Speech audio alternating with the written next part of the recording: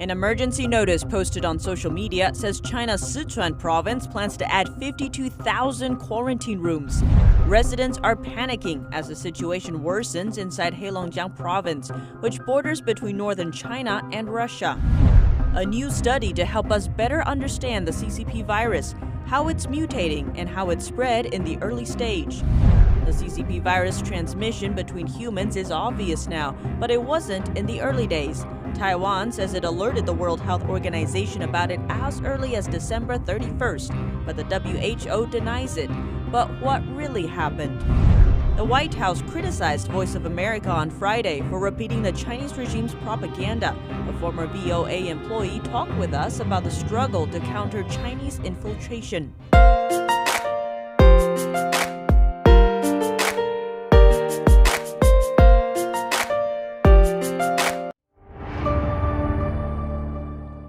Welcome to China in Focus. I'm Tiffany Meyer. Could there be a second outbreak in China?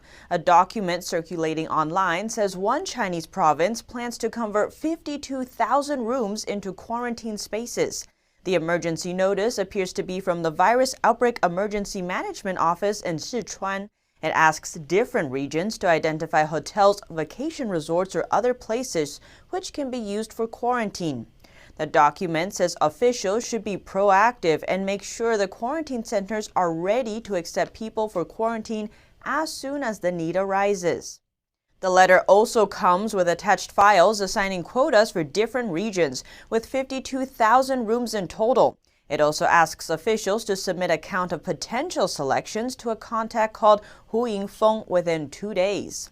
The Hong Kong Economic Times reported that a group of Chinese scholars say China is at risk of being decoupled from the rest of the world after the virus epidemic eases.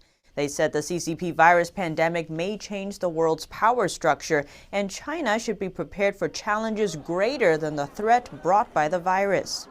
Scholars say Chinese media produced large amounts of disinformation, which misled many Chinese citizens and Western countries.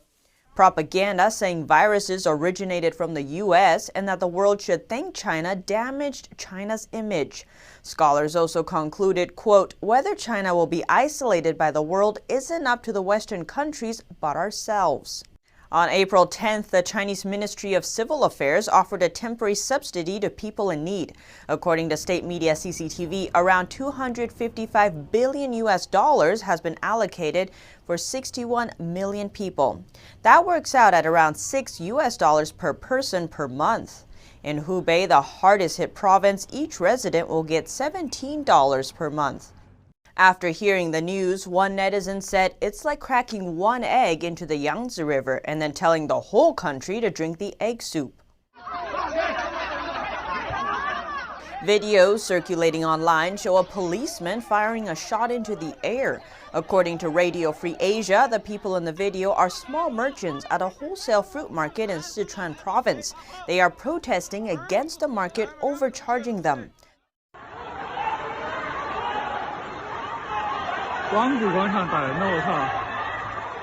Other similar videos are circulating online, showing business owners all over China demanding financial support from the government. The epidemic has seriously impacted the country's economy. Data shows nearly 500,000 businesses closed down in the first quarter of 2020.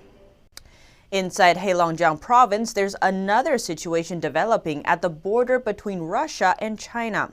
Our reporter Xiwen Rong has more. Russia is sending Chinese citizens back to China, among them likely people carrying the virus. While some return voluntarily, others are forced by the Russian government.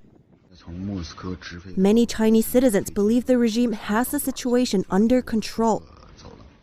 Until April 9th, the border city Suifenhe reported a total of 151 imported confirmed cases from Russia.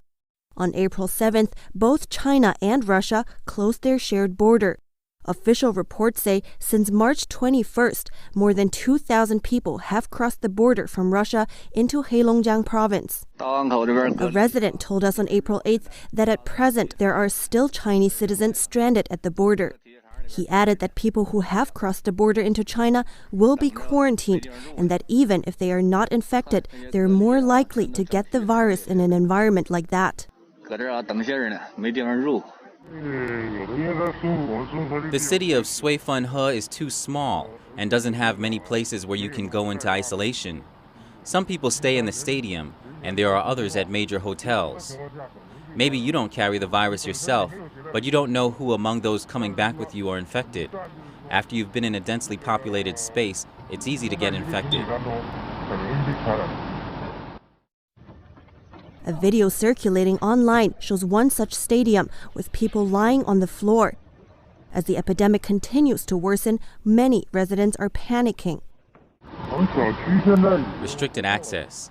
Only one person can be sent out per family to shop every 3 days to buy something. Anyone who goes to work should carry a certificate from the community and their company to let them enter and exit. Now the communities are basically closed and people do not go out. Of course, there is some panic. Chinese state-run media says the border city has been building a makeshift hospital since April 6th, and it is expected to be in operation by April 11th, providing more than 600 beds. Reporting by Sichuan, NTD News. The CCP virus transmission between humans is obvious now, but it wasn't in the early days. Taiwan says it alerted the World Health Organization about it as early as December 31st, but the WHO denies it. But what really happened? On Saturday, Taiwan officials publicized a letter it had sent to the World Health Organization. Why? To prove that as early as December 31st last year, the country tried to sound the alarm, warning the organization about human-to-human transmission of the virus. That at least 7 atypical pneumonia cases were reported in Wuhan, China. The letter explained that Chinese health officials told the media it wasn't SARS, an infectious disease that killed hundreds in the early 2000s. It added that the patients were being treated in isolation. And the cases have been isolated for treatment. The organization said the email didn't mention human-to-human transmission, but Taiwan's health minister called the distinction playing word games. Taiwan's health minister says any medical professional would know isolation implies human-to-human transmission. That's professionals acting like amateurs. If being treated in isolation is not a warning, then what is? On Saturday, a Chinese foreign ministry spokesman defended the WHO, saying the organization released authoritative information at the earliest time possible based on China's confirmation of human-to-human transmission. The Chinese regime didn't confirm human-to-human transmission of the virus until January 20th, but reports show that authorities knew about it well before that date. Currently, Taiwan is barred from WHO membership due to pressure from the Chinese Communist regime. But the Trump administration recently criticized the agency, saying it missed the call on the pandemic and chose politics over public health. President Trump has now threatened to withhold funding from the organization. Thanks to its early action, Taiwan has so far been successful in controlling the virus. It currently has less than 400 confirmed cases and 6 deaths as of Saturday. 127 European politicians are calling for Taiwan to be admitted to the World Health Organization amid the global pandemic. That's according to a statement by the country's Ministry of Foreign Affairs on Saturday. 67 members of the European Parliament sent a joint letter to the EU on the 8th, and 60 members from the German Parliament sent a letter to the WHO on the 2nd. All 127 praised the way Taiwan handled the pandemic. Anita Schaefer, member of the Bundestag, wrote she can't understand how Taiwan has been left out, calling it a matter of life and death. Many are wondering about a vaccine. Professor of vaccinology at Oxford University, Sarah Gilbert, told the Times a vaccine could be ready as early as September, and she's 80% confident it will work. Experts say vaccines typically take years to develop, many estimating one for the coronavirus will take at least 12 to 18 months. But Gilbert says her team is one of the most advanced in Britain, adding human trials could start in the next 2 weeks. Other countries, including the U.S. and Israel, are also reporting progress. Israeli saying it could have one available for use within 90 days. A new study to help us better understand the CCP virus and its global spread. NTD's Catherine Wen has the details. A new study by European researchers found 3 different types of the CCP virus spreading around the world. Microbiologist Sean Lin says this further confirmed scientists' belief that the virus is constantly mutating. First, the SARS-CoV-2 virus did mutate aggressively in human body in different regions. Secondly, the virus may undergo further adaptation when it encounters different races in different continents. Based on virus genomes from the earliest cases, the report traced the family tree of the virus from December to March across the world. Among the 3 types found, A, B, and C, the most common found in the U.S. was the original virus, type A. Wuhan, the original epicenter, was mainly hit with type B, an early mutation of type A, and type C, daughter of B, got into Europe via Singapore. Lin says this research also proves all cases linked to Wuhan. These report clearly suggesting that all these cases can be tracked back to Wuhan, China, and the Chinese communist regimes claiming or blaming the United States or Italian as the source of or the origin of the outbreak. Those kind of claims are totally groundless. Mount Sinai conducted another study, published this week. It suggests the virus in New York was brought there by people arriving from Europe. It also shows a case of the virus in Washington state came from Wuhan, which agrees with the study mentioned earlier. Reporting by Catherine Nguyen, NTD News. The White House on Friday criticized Voice of America for repeating the Chinese regime's propaganda. A former employee of VOA talked with us about the struggle to counter Chinese infiltration. In a newsletter on Friday, the White House criticized a video published by news organization Voice of America on Twitter. The video shows Wuhan, China celebrating the end of a 2-month lockdown with a light show. But the eye-catching scene isn't the full picture. Residents told us life in Wuhan is extremely difficult and that people are fearful of a second outbreak. It's not easy for us to survive now. We have almost no income. The prices are all so high. The price of vegetable is at least 5 times higher than before. Hundreds of Wuhan business owners went out to protest because their businesses cannot survive, only to have authorities crack down on the gathering. The White House also criticized VOA for taking China's reported death toll as the truth and for comparing it with U.S. data. VOA is founded by American taxpayers, but the administration says the outlet too often speaks for Americans' adversaries, including China. In a statement, VOA Director Amanda Bennett says the outlet is free to show all sides of an issue and is actually mandated to do so by law. She also listed out the stories they published that challenge the Chinese regime's narratives. But a former VOA employee told NTD that she often felt pressure by management to include the Chinese regime's voice in her reporting. Gong Xiaoxia is a former Mandarin service chief at VOA. She was fired from the position after interviewing billionaire Guo Wengui, who is wanted in Beijing, about the extensive corruption within the Chinese Communist Party. The 2017 live interview was abruptly cut off in the middle. VOA says the decision was based on journalistic standards. For example, in commentary programs, the management often stressed that we have to let pro-Beijing people talk and let the two sides debate. This is not how you do things. Doesn't the Chinese government already have plenty of places to speak? Why should you give them more of your space to speak? Last night, I received phone calls from former colleagues in several different language services at VOA, including Chinese service, English service. They're all very happy. They told me that the White House has finally spoken up because they have been tolerating this for so long. She said balanced reporting does not equal repeating misinformation without context. Freedom of press does not mean you boost the momentum of a totalitarian government or repeat their propaganda.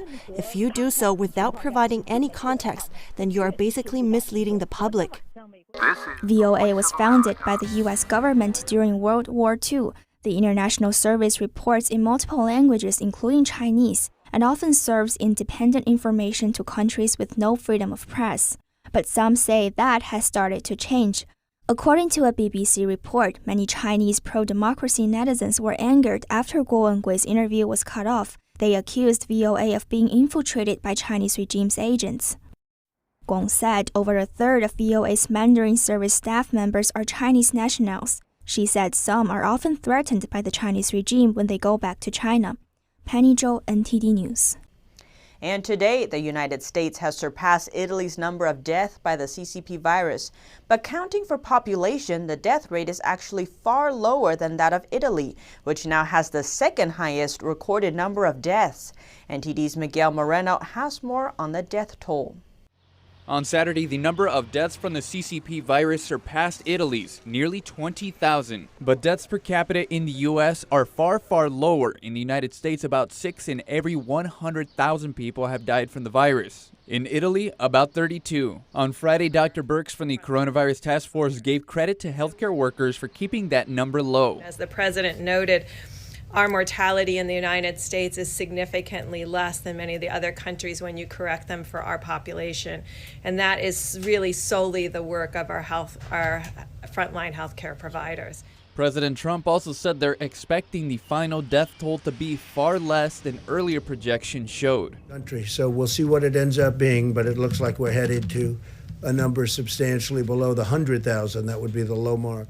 As of Saturday, the number of infections in the U.S. is over 519,000, but Dr. Birx said the epidemic curve looks like it's starting to level off for the first time. In light of the good news, the task force has given much credit to Americans for following social distancing orders. Miguel Moreno, NTD News. New York State is still seeing a plateau in the hospitalizations and less people are being incubated. Governor Cuomo says it's a good sign. But the New York City mayor announced the city schools will stay closed for the rest of the year. Here's the most recent update from NTD's Melina Weiskup. New York may have reached the peak of the chaos. Governor Andrew Cuomo said the hospitalization rate is down. Even though there are still people getting infected and going to the hospital, it's less than before. All the numbers are on the downward slope. He called the decreasing number of intubations a hopeful sign, since people who are intubated are more likely to die. Yesterday, 783 people passed away from the CCP virus. Cuomo said it's unfortunate to still have such a high death toll, but noted that at least the number is stabilizing. And to protect New York City students, Mayor Bill de Blasio is keeping schools closed for the rest of the year. The decision comes after a conversation with Dr. Anthony Fauci, who supported the action.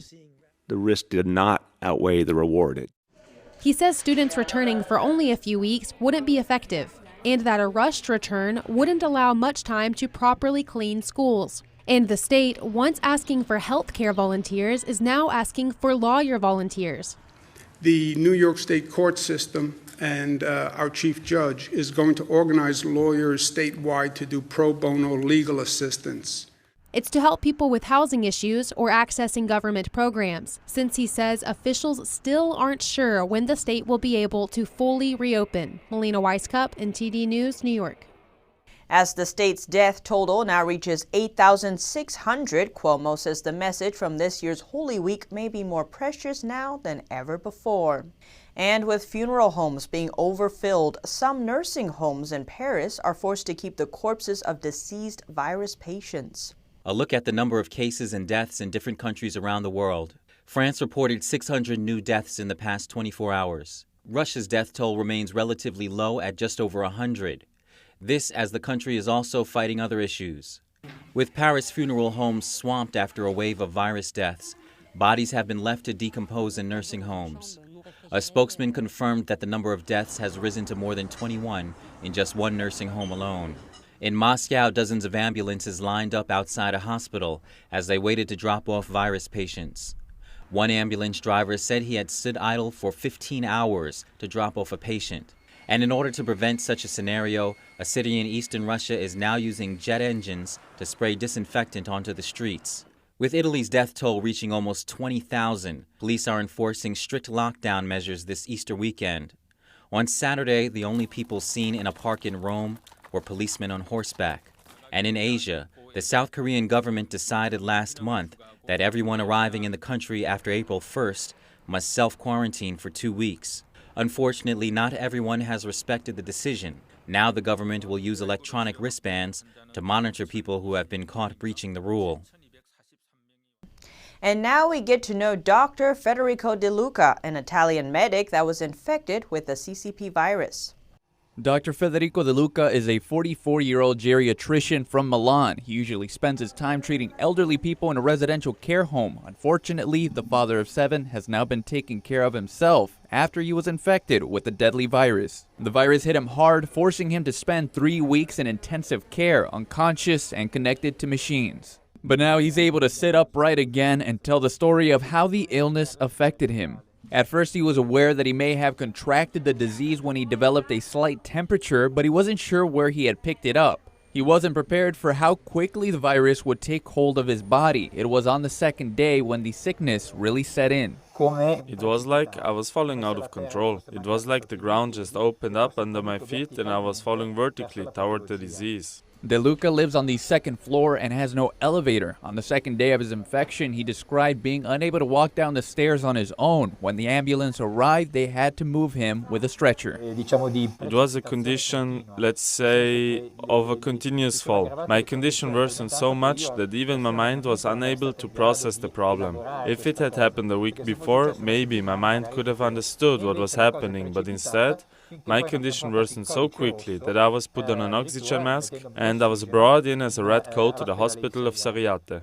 Fortunately, Dr. De Luca is now recovering. He no longer gasps for air and can almost breathe normally again. He says that before falling ill, his life was mostly divided between his work and family. He adds that he hopes to return home soon to his loved ones.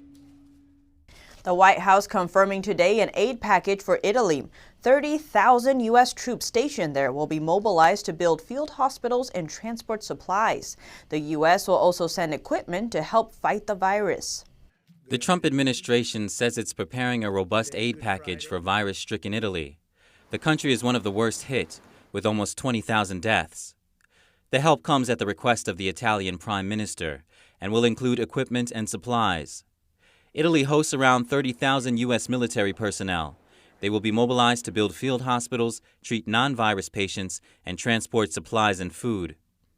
NGOs, including faith-based organizations, which are already involved in the relief effort, will also be supported. Trump says the 3 goals of the package are 1. Lessening the risk of reinfection from Europe into the United States, 2.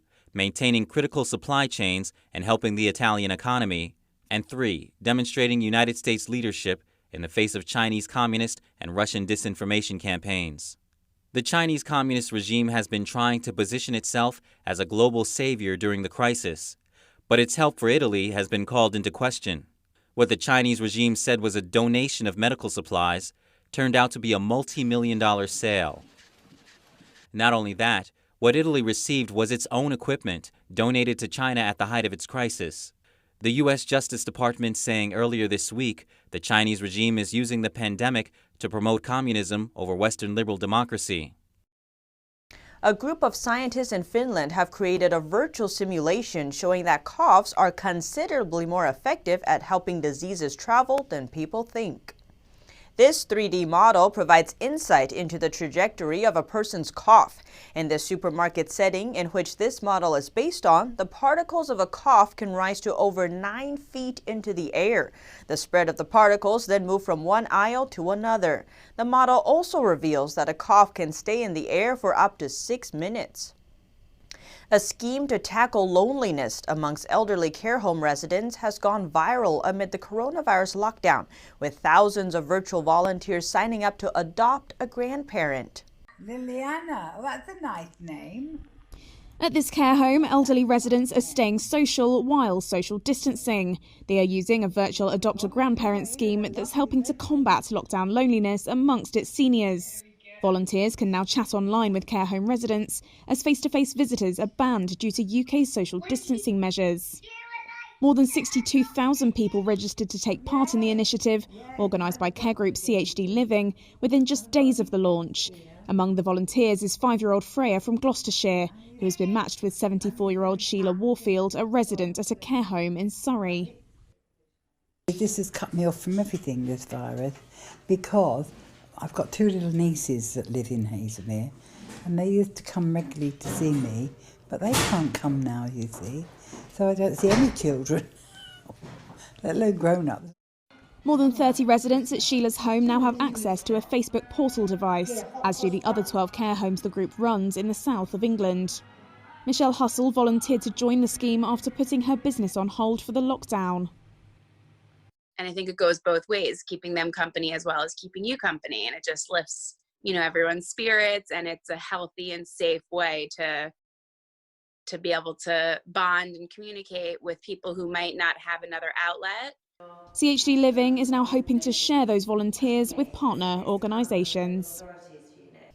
Here at China in Focus, we bring you first-hand information from inside China. Don't forget to subscribe for the latest updates.